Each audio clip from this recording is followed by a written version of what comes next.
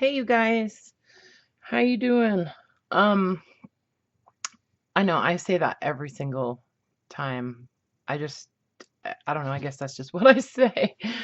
Okay, so I actually listed 15 of these little minis yesterday morning in my Etsy shop, and I meant to, do a flip through video of them yesterday, but I spaced it out. So I'm doing it now. And I've actually sold a couple of them, and I'm not able to show them to you because, well, they're sold and they're currently packaged up. So not able to do that, but I can show you the rest of them. And I wound up with 15 altogether. Let me silence my phone here one second. Um, there's 15 altogether, so I've got 13 left. Um, and they're mostly these the covers are mostly the I used kind of did like a little bit of a collage or whatever on each one of the covers, and used a lot of the kind of damaged sewing patterns that I've had for quite a while. These are not from the ones that I just got at that estate sale. These are older ones that I already had, but a lot of them are from the 50s and stuff, and they're really cute. I mean, just the images, mostly, women, but I just think they're such cute images, and I like the colors and that kind of thing. I usually wind up with a red and white kind of color theme in a lot of my journals, but I guess that's just because that's what I like. But um anyway, and I've had a lot of flower images that I've been working with lately, and fabrics and things like that, so I thought this was a good opportunity to use up some of that stuff. And so basically the each of the covers is constructed with some coffee dyed watercolor paper. That's what I usually use. And then I stitch on fabric and different papers and things like that. So they're all different, obviously. There's rickrack on the cover of just about all of them. And then I made one of those little hitch posts with those big giant paper fasteners that I have, and an eyelet. So I like the way they turned out, and they're a little bigger than the regular hitch posts. So that's pretty cool. I like that. And then most of them have a hair tie as a closure. I think basically all of them do. Yeah. I thought maybe I had one or two that did not. Oh, I guess like this one, I used a little piece of silver elastic cord on that one.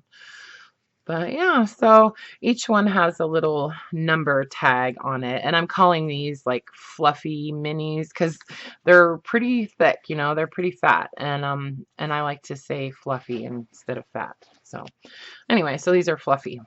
So the ones that are left, I'll tell you the number of them as I'm going through them, and then that way you'll know which one they are in my shop. Make it a little easier to find. And then I'll do a complete flip through on, I might as well do it on this one. So, but let me just show you the covers. So these journals have a lot of ephemera in them. Okay, a lot of, like, of the ephemera that I've purchased recently, like receipts and things like that from different estate sales and that kind of stuff. So I just want you to know there's a lot of that stuff in here, and also advertising from the Ladies Home Journal magazines and vintage advertising and that kind of stuff. I really went heavy on the ephemera in these journals, heavier than normal, and they have a little bit more. There's more pages than I normally use also. I tried to use like thinner papers but just because I wanted to use so much of the ephemera and the book pages and that kind of stuff, they just wound up being kind of fat and fluffy. So, but that's okay, you know. And if you know you wind up filling these up even more, you can always just get a bigger hair tie and put it on there. You know what I mean? You know, because they can take it. So they're all pretty sturdy. They're all stitched together with just a piece of baker's twine, and then I've left the tie, you know, the knot a little bit long on the inside, so you could hang something on there if you wanted to. I have not done this, but I'm thinking I can add eyelets on the corners, the front corner and the back corner. If you would like me to do that, just, you know, drop me a note when you place your order, and I'll go ahead and add an eyelet on those corners for you. I know, you know, I just didn't want to do it on all of them. Not because I didn't want to, but because I thought, well, maybe people don't want that. But anyways, if you want them, just let me know and I'll add them for you. So anyway, so this is number 1. Kind of, you know, pieced together cover, really soft. They're nice. They feel really, really good in your hand. And this is probably my favorite size as far as minis. Here's number 2. And there's some buttons. I think I put, you know, some buttons on the front of each one. And then, you know, some rickrack and that kind of thing. So this is just the number tag. Okay, this comes off. So, and then most of them have some kind of tab. Okay, like a fabric tab, fabric or lace. Some don't, but most of them do. This is number 3. I think she's so pretty. And number 4. Number 5. Number 6. I think she's really cute too. And number 7. And this is just the flower image, and then some coffee dyed cotton fabric and some, you know, ticking cloth and some music paper, that kind of thing, a paper flower on there. And then I think number 8 was sold. And then here's number 9. Guess I didn't show the back on all of them, but they're basically the same. And then here's number 10. I guess I just showed you that one too. And number 11. And I left the strings long on all these, you know, so there's like, you know, thread and stuff kind of hanging off of them. If you don't like that, just trim it off. Number 12.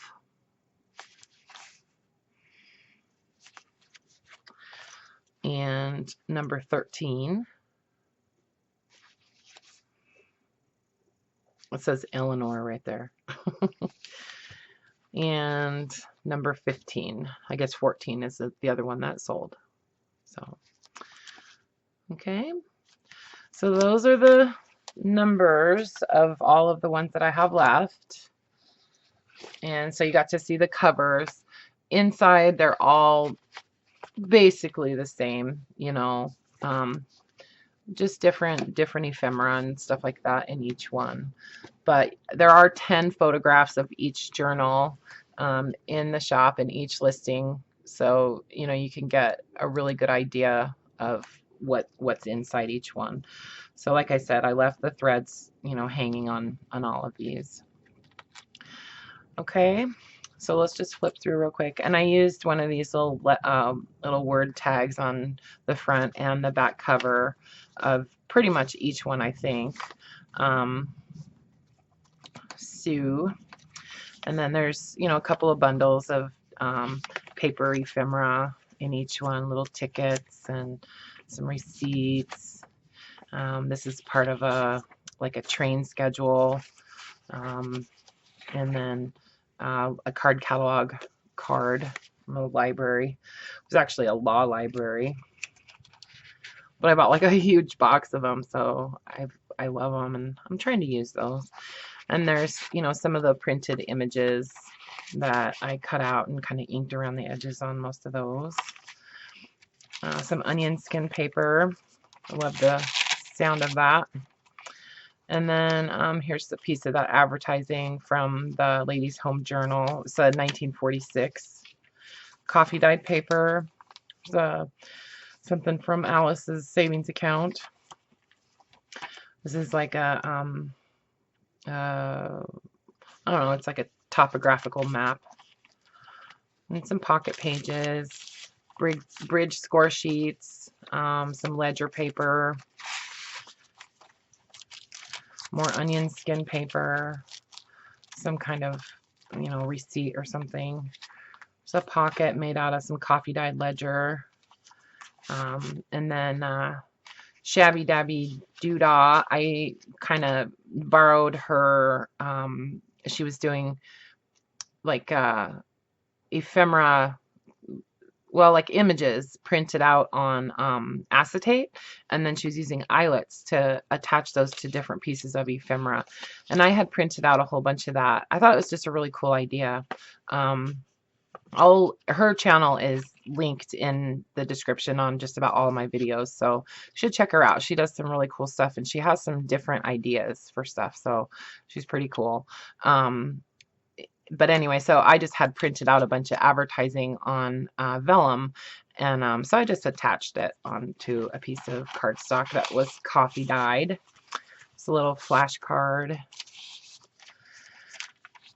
page from an old math book. And here's another one of those that I actually did with the eyelets. I did all four corners on this one. So I thought that was really cute. I thought they looked really classy. So some more paper ephemera and a paper clip. This is one of those science flashcards that I love. There's another receipt, some coffee dyed paper.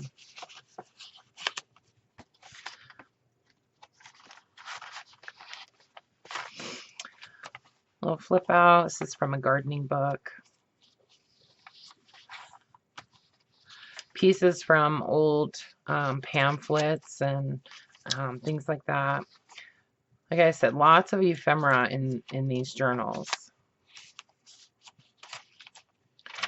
Pages out of the Garden Flowers in Color books. Flyleaf page from a Reader's Digest. I have a lot of paper, you guys. This is from some notebook that had all these people's names in it and then what their like net worth was.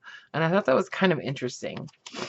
I don't know where that came from or what the purpose was of that notebook, but this is from an old Ladies' Home Journal cookbook that I've had for a long time. Some coffee dyed paper. This is like drawing paper. There's another printed image. And some paper tags and some little tuck spots on the pockets here. One of my viewers, I always forget about corner tucks, you know, and one of my viewers on a live stream, I was putting together a journal one day, and she was like, I was like, I don't know, I don't like to make the pockets too big because I never know what to do, and I don't like to leave them plain and blah, blah, blah. She's like, what about a corner tuck? I was like, oh yeah. So I kind of started doing that. And anyway, so these are just some old pictures from Rome, I think, that are in these little tucks here. Yeah, I don't know what that was. More you know, images, flashcards. This is the thinner onion skin typing paper. There's the other side of that ledger. See, it's talking about how much whoever that is worth. Somebody nuke them. Anyway, the other side of the flyleaf. You get the idea. This thing is pretty. These are funny. This is like a whole booklet of little coupons that like a travel agency or something was giving with a trip to Paris. And so it's all these coupons that you can use in Paris. And then I just put some, you know, random little spots, some postage stamps and things like that. I love Ephemeras Vintage Garden. I love the way she does that in her journals, and she'll just attach little things randomly throughout a lot of her journals, and I just love that. I think it's really cool. So again, more ephemera, some more receipts from her insurance payments, or somebody's insurance payments. There's a really old receipt, and then some coffee dyed paper. And this paper right here, see the letterhead on there? This is some really nice like rag content, cotton content paper that I have. I just love it. I love the way it coffee dyes. Then I took some of the flashcards and just made them into little tags. Did you want to ask me something, Sebastian? Okay, go ahead. And some other little tags with I save all the scraps of you know, oh my god, what's it called? Seam binding. Use them on tags. We'll flip out with a vintage playing card. So you can see there's a lot of pages in these, and a lot of little flip outs and stuff. Lots and lots of writing space. I tried to maximize that in most of my journals. This is one of the books that does not have tabs, but it's, you know, it's definitely got a lot going on. So, okay, so there's that one, and this is number 1 of the, I think I called them fluffy, fluffy something or other. Anyway, they're in the newer listings. So I also listed some of the vintage sewing patterns that I picked up for sale. So if any of you are like collectors of sewing patterns, check those out because there's some really cool ones in there. So, but yeah, so don't forget, I still have my my April sale going on.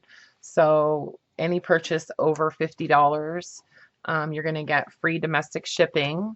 And then if you purchase $100 or more in merchandise for the rest of this month, you're going to get a 20% discount. So not too shabby. If you've had your eye on any of my older journals, this would be a really good time to pick one of them up with the free shipping and stuff. So, and you know, if it winds up like a larger order, if it winds up being less expensive to go ahead and just ship priority, then that's what I'm gonna do, you know, because a lot of times like it'll come up less money to ship like one mini journal via first class shipping, but then when you add another one, it puts it into a higher bracket, and so it bumps up the cost.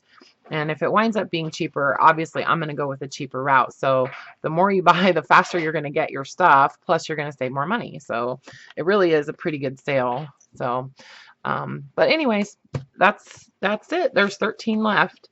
And I also listed one more. I actually listed 3 little passport journals.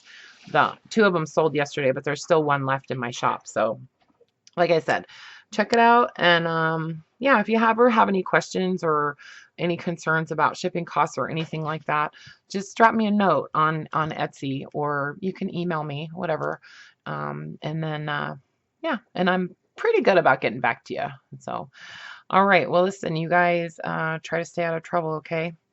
And thanks for watching. Love you. Bye.